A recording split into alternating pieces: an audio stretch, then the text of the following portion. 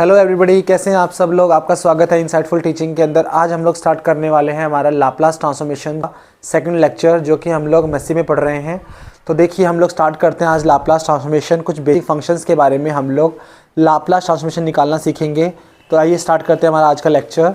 हमारा पहला टॉपिक है लाप्लास ट्रांसफॉर्मेशन ऑफ, अगर हम लोग निकालना चाहें Laplace transformation of f x equals to x की पावर एन, जब एम हमारे पास कोई नेचुरल नंबर हो। ठीक है, तो हम लोग स्टार्ट करते हैं। जब हमारे पास एफ एक्स बराबर एक्स की पावर एन कोई नेचुरल नंबर दिया हुआ हो, तो इसका लाप्लास ट्रांसफॉर्मेशन हम लोग कैसे निकालेंगे। तो देखिए, इसे हम लोग स्टार्ट करते हैं। हमें पता है कि we know that from definition of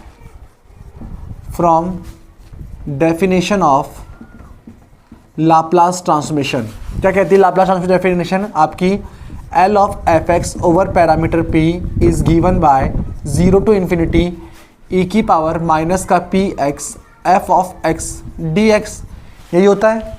तो let's replace fx by x की पावर n। तो यहाँ से रिप्लेस कर देंगे हम लोग e की power x minus px x की power n d of x। तो हम देख रहे हैं कि ये हमारे पास इंटीग्रल जो है, इसे हम लोग रिजॉल्व कर सकते हैं by integrating u into v। So हम लोग by help of ILATE can easily verify that this is the first function and this is the second function. So we will get first as it is and second का integration, that is x की power n as it is। इसका integration करने पे क्या मिलेगा, e की power minus का px upon में माइनस p, और इंटीग्रल की लिमिट आ जाएगी हमारे पास 0 टू इन्फिनिटी माइनस फर्स्ट का डिफरेंशिएशन कितना मिलेगा आपको n x की पावर n माइनस 1, और सेकंड का इंटीग्रेशन दैट इज e की पावर माइनस का px upon minus p 0 to infinity dx। तो यहाँ से हम लोग क्या देख रहे हैं, इसको हम लोग रिजॉल्व करें तो क्या मिल जाएगा आपको, limit x tends to infinity x की power n upon minus p e की power minus p x, and second limit put करने पे क्या मिलेगा, x की value 0, that is complete value 0 जाएगी। सो सेकंड वैल्यू हमारे पास क्या मिलेगी, माइनस ऑफ 0, और यहाँ से मिलेगा minus minus plus 1 upon p integral 0 to infinity n times of x की पावर n माइनस 1 e की पावर माइनस का px dx। अब यहाँ देखिए, हम लोग लिख सकते हैं इसको, इस इंटीग्रल को हम लोग लिख सकते हैं limit x tends to infinity 1 upon x की power n upon minus p e की power p of x plus 1 n upon p integral 0 to infinity x की पावर n माइनस 1 e की पावर माइनस का px dx। तो यहाँ से हमें क्या मिल जाएगा, हम देख रहे हैं कि जब x हमारे पास इन्फिनिटी तो टेंड करता है, तो हम देख रहे हैं कि ये फंक्शन जो है एक्सपोनेंशियली, यहाँ पे हमारे पास फंक्शन क्या कर रहा है, इसका ग्राफ कैसा बनेगा, x की पावर n का ग्राफ हमारे पास स्लोली मूव करेगा इन्फिनिटी की तरफ। लेकिन जैसे हम लोग e की पावर px का देखेंगे तो वो ग्राफ हमारे पास n टेंड्स टू इन्फिनिटी के लिए जल्दी इन्फिनिटी तरफ जाएगा, मतलब ये स्लोली कन्वर्ट्स करेगा इन्फिनिटी को विद रिस्पेक्ट टू दिस। तो ये जल्दी कन्वर्ट्स करेगा तो हमारे पास ये वैल्यू जल्दी इन्फिनिटी बन जाएगी। तो क्या मिलेगा, ओवरऑल वैल्यू हमारे पास 0 की तरफ कन्वर्ट कर जाएगी। तो हम लोग कह सकते हैं कि दिस वैल्यू कन्वर्ट्स टू 0। ये वैल्यू 0 की तरफ कन्वर्ट कर बचेगा हमारे पास, सिंपली ये वैल्यू बचेगी। तो इंप्लाइज क्या बन जाएगा हमारे पास, n upon p 0 to infinity x की पावर n माइनस 1 e की पावर माइनस px dx। तो यहाँ से हमारे पास ये बच गया। अब सिमिलरली हम क्या करेंगे, इसको दोबारा से इसी तरह से दोबारा इंटीग्रेट कर लेंगे। तो देखिए हमारे पास क्या बच गया, आगे सॉल्यूशन बचा, आगे रिजॉल्व करने पर, इसे रिजॉल्व करने पे कितना वैल्यू बच गई, n upon p integral 0 to infinity x की पावर n माइनस 1 e की पावर माइनस का px dx। तो इसे दोबारा से इंटीग्रेट करने पे क्या मिलेगा, n अपॉन p, फिर से आइलेट से कर दो, दैट इज x की power n minus 1 as it is e की पावर माइनस का px upon minus p to the power 0 to infinity, and ये हमारे पास कितना बच जाएगा, माइनस साइन के साथ फर्स्ट का differentiation that is n minus 1, second का इंटीग्रेशन दैट इज e की पावर माइनस का px upon minus p x की पावर n माइनस का 2 इंटू dx, और इज 0 टू इन्फिनिटी, और ये हमारा ब्रैकेट क्लोज। तो यहाँ से हम लोग क्या देख रहे हैं, इसे हम लोग अगर इंटीग्रेट करें तो वैल्यू क्या मिल जाएगी आपको, यहाँ मिलेगी n अपॉन p बाहर, और अंदर वैल्यू मिलेगी आपको limit and x tends to infinity x की power n minus 1 upon minus p e to the power of minus px, और यहाँ मिलेगा आपको माइनस 0 रखने पे फिर से 0, दैट इज प्लस का 0 minus 0 to infinity n minus 1 upon में प्लस p ई की power minus p x x की power n minus 2 into D x, ये बच गया। तो यहाँ से हम लोग क्या देख रहे हैं कि ये इंटीग्रल फिर से क्या हो जाएगा, क्योंकि ये जो ग्राफ होगा हम लोग इसका x की पावर n का जो ग्राफ होते हैं वो कैसे होते हैं, x की पावर n ग्राफ होता है हमारे पास इस तरीके से, x स्क्वायर कर लेंगे तो ऐसे बनेगा, x क्यूब कर लेंगे तो कैसे मिलेगा हमारे पास, ऐसा बनेगा। अगर x की पावर 4 का लेंगे तो हमारे पास वो ज़्यादा कन्वर्ट करके ऐसे चला जाएगा। तो देख रहे हैं हम लोग ऐसे पावर जाएंगे, लेकिन जैसे हम लोग e की पावर x की px को देखेंगे तो वो ऐसे कन्वर्ट करेगा। तो हम लोग देख रहे हैं कि इनके कंपैरेटिवली e की पावर px का जो ग्राफ है वो जल्दी कन्वर्ट करेगा विद रिस्पेक्ट टू इन्फिनिटी। तो ये स्लोली कन्वर्ट करेगा इन्फिनिटी की तरफ, ये जल्दी कन्वर्ट करेगा इन्फिनिटी की तरफ। तो विद रिस्पेक्ट टू दिस ये इंटीग्रल हमारी ये लिमिट क्या बन जाएगी, 0 बन जाएगी। तो यहाँ से हम लोग कह सकते हैं कि ये लिमिट हमारे पास कितनी बन जाएगी, फिर से टेंड्स टू 0। तो वैल्यू बचेगी आपके पास n into n minus 1 upon p square integral 0 to infinity x की पावर n माइनस 2 e की power minus of p x d x. अगर हम लोग इसी प्रोसेस को बार बार रिपीट करते रहेंगे तो अगली बार क्या मिलेगा आपको, n minus 1 n minus 2 p की क्यूब 0 टू इन्फिनिटी x की पावर n माइनस 3 e की power minus p x d x. अगर इसी प्रोसेस को हम लोग n टाइम्स प्रोसीड करते रहे तो हमारे पास सारी पावर्स वेनिश हो जाएंगी और वहां मिलेगी आपको ऑन रिपीटिंग दिस प्रोसेस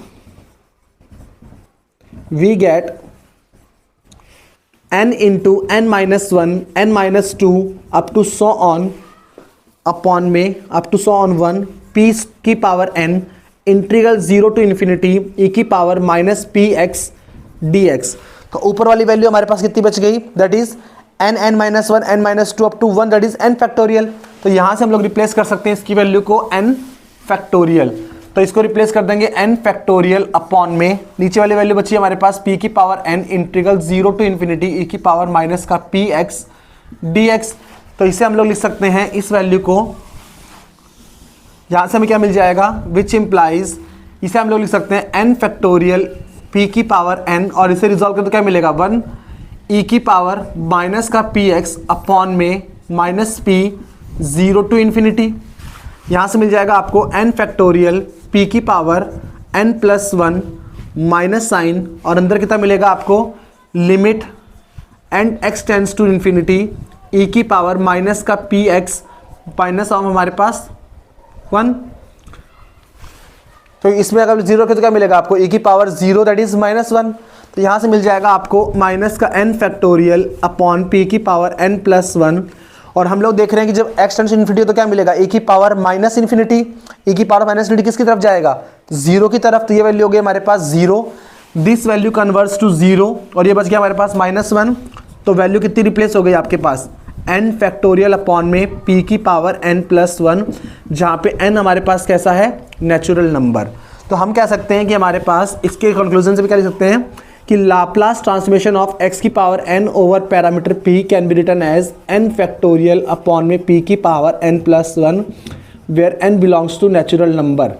और अगर हम लोग इस नेचुरल नंबर की रिस्पेक्ट में हम लोग इसे कॉम्प्लेक्स नंबर पे एक्सटेंड करें तो ये हमारे पास बन जाता है, if n is belongs to complex number then in general Laplace transformation of x की power n over parameter can be written as gamma function of n plus 1 upon p की power n plus 1 where n belongs to complex number। क्योंकि gamma of n plus 1 जो है जब n natural number में belong करता है, क्योंकि यहाँ पे हम लोगों ने ये यूज़ किया कि if n belongs to natural number then gamma of n plus 1 it can be written as n factorial. दोनों वैल्यूज बराबर होती हैं, इस वे में हमारे पास ये वाली वैल्यू इसमें भी रिड्यूस हो जाएगी और इसका जनरल फॉर्मेट हमारे पास ये बन जाएगा। तो this is our solution of Laplace transformation of x की power n with parameter p। अब देखते हैं हम लोग आगे और वैल्यूज इसकी कुछ स्पेसिफिक वैल्यूज के रिस्पेक्ट में कि अगर हम लोग n की वैल्यूज कुछ वैल्यूज फिक्स मान लें तो क्या वैल्यू मिलती है। If we take n equals to 0 तो हमें क्या मिलेगा, x की पावर दैट इज हमें मिल जाएगा fx इक्वल्स टू 1। तो यहाँ से मिलेगा हमें Laplace transformation of 1 over parameter p can be written as 1 upon p, क्योंकि गामा फंक्शन ऑफ हमारे पास क्या मिलेगा, 1 इज नेचुरल नंबर। तो क्या मिलेगा आपको, n factorial that is 1 factorial p की पावर 1 प्लस दैट इज आपको क्या मिल जाएगा, तो यहाँ से मिल जाएगा आपको दिस वैल्यू। सिमिलरली आप लोग लिखो n इक्वल्स टू, अगर आप लोगों ने 1 लिया तो आपको मिलेगा implies that f x equals to मिलेगा आपको एक्स।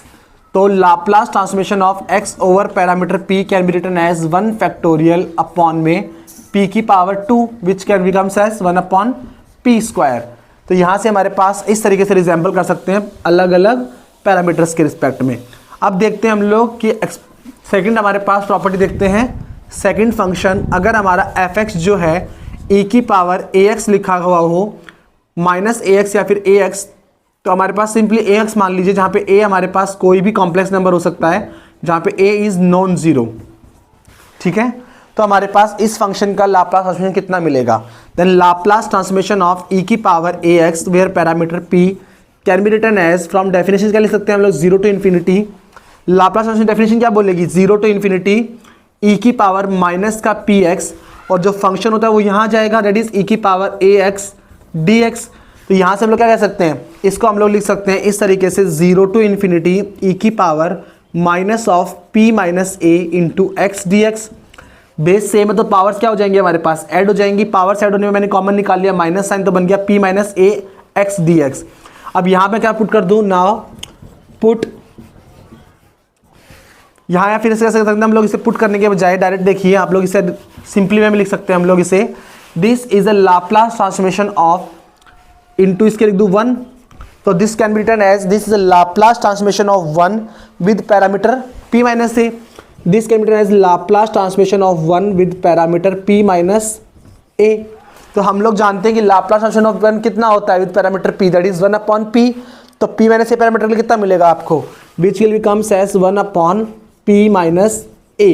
तो यहाँ से बन जाएगा हमारे पास e की पावर ax का Laplace transformation p minus a। तो सिमिलरली हम लोग आगे निकाल सकते हैं और वैल्यूज के रिस्पेक्ट में, जैसे कि हम लोग ले लें अगर थर्ड कंडीशन कि हमें दे दे find out if f x आपको दिया हुआ हो साइन ऑफ ax या फिर कॉस ऑफ ax, तो इनका लाप्लास ट्रांसफॉर्मेशन कैसे निकालेंगे? तो निकालते हैं, चलो हम लोग। यहां से हमें क्या मिलेगा, Laplace transformation, we know that, हम क्या जानते हैं कि e की पावर a आयोटा x को हम लोग कैसे लिख सकते हैं, that can be written as cos of ax plus में आयोटा साइन ऑफ ax। इसे इस फॉर्मेट में लिख सकते हैं हम लोग।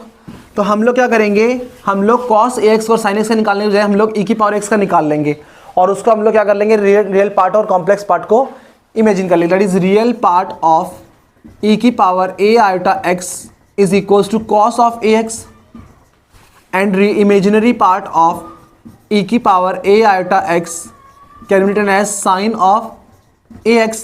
तो जब इसका निकालना होगा तो हम क्या करेंगे, इसका रियल पार्ट का निकाल लेंगे, इसका निकालना है तो हम किसका निकाल लेंगे, इसका इमेजिनरी पार्ट का निकाल लेंगे। So now from definition of Laplace transformation, तो क्या मिलेगी आपको, लाप्लास ट्रांसफॉर्मेशन ऑफ e की power a iota x with parameter p can be written as, क्या मिलेगा हमें अभी तक देखा हम लोगों ने, दैट इज e की जीरो टू इन्फिनिटी e की पावर माइनस का px इंटू e की power a iota x dx, ये मिलेगा। इसे हम लोग लिख सकते हैं किस तरीके से, जीरो टू इन्फिनिटी e की पावर माइनस p माइनस का a iota into x dx which is Laplace transformation of 1 with parameter p minus a iota, Laplace transformation of 1 with parameter p minus का a iota. तो इसकी value कितनी मिल जाएगी आपको, 1 upon p minus a iota. तो मतलब क्या हुआ हमारे पास, लाप्लास ट्रांसफॉर्मेशन ऑफ e की पावर x की वैल्यू कितनी मिल गई, दिस। इसे हम लोग क्या कर लेते हैं, इसे हम लोग रिजेंबल कर लेते हैं ऊपर नीचे p प्लस a आयोटा से मल्टीप्लाई करके, क्या किया हमारे पास नीचे का जो आयोटा है वो रिमूव हो जाए। नीचे के आयोटा को रिमूव करने के लिए हम लोग क्या कर लेते हैं, ऊपर नीचे कॉम्पोनेंट वाइज मल्टीप्लाई कर देते हैं। तो क्या मिल जाएगा आपको, that is p plus a iota upon becomes as p square minus a square iota square, because this gives us p minus a minus b, a plus b formula, this can be written as a minus b, a plus b can be written as a square minus b square. तो हमने लिया इस तरीके से, यहाँ से इसके लिए कितनी मिलेगी, p स्क्वायर प्लस में a आयोटा अपॉन में p स्क्वायर प्लस में a स्क्वायर। और यहाँ से हम लोग कंक्लूजन निकल गया, हमारा कंक्लूजन निकला कि इसकी वैल्यू कितनी आ गई हमारे पास, इसको हम लोगों ने रिजॉल्व किया तो वैल्यू मिली हमें, this value can be written as p plus a iota upon में p square plus a square. तो हम लोग देख रखते हैं कि हमारे पास यहाँ पे इसे हम लोग लिख सकते हैं p अपॉन में p square plus a square plus में alpha times of a upon p square plus में a स्क्वायर। तो अगर हम लोग इसका रियल पार्ट निकालें, real part of Laplace transformation of real part of a ultra x over parameter p can be written as Laplace transformation of cos of ax with parameter p can be written as, कैसे लिख सकते हैं इसको, that is क्या मिलेगा आपको, real part कौन सा है ये, तो मिल जाएगा p अपॉन में p स्क्वायर प्लस में a स्क्वायर। और similarly Laplace transformation of imaginary part of e की power a ultra x with parameter p can be written as Laplace transformation of sine of ax with parameter p। कितना मिलेगा, imaginary part कौन सा है इसका, ये वाला पार्ट, तो क्या मिलेगा आपको a अपॉन में p स्क्वायर प्लस में a स्क्वायर।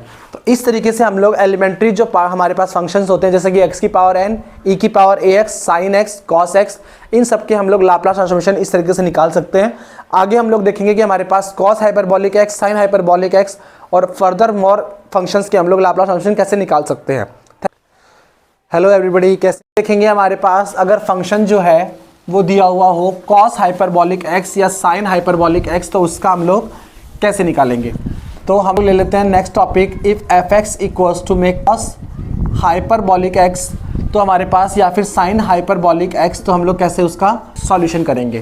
तो हम लोग जानते हैं कि एफ एक्स इक्वल्स टू में cos हाइपरबोलिक ax को हम लोग लिख सकते हैं e की पावर ax प्लस में e की पावर माइनस ax अपॉन में 2, इसे से लिख सकते हैं इसको।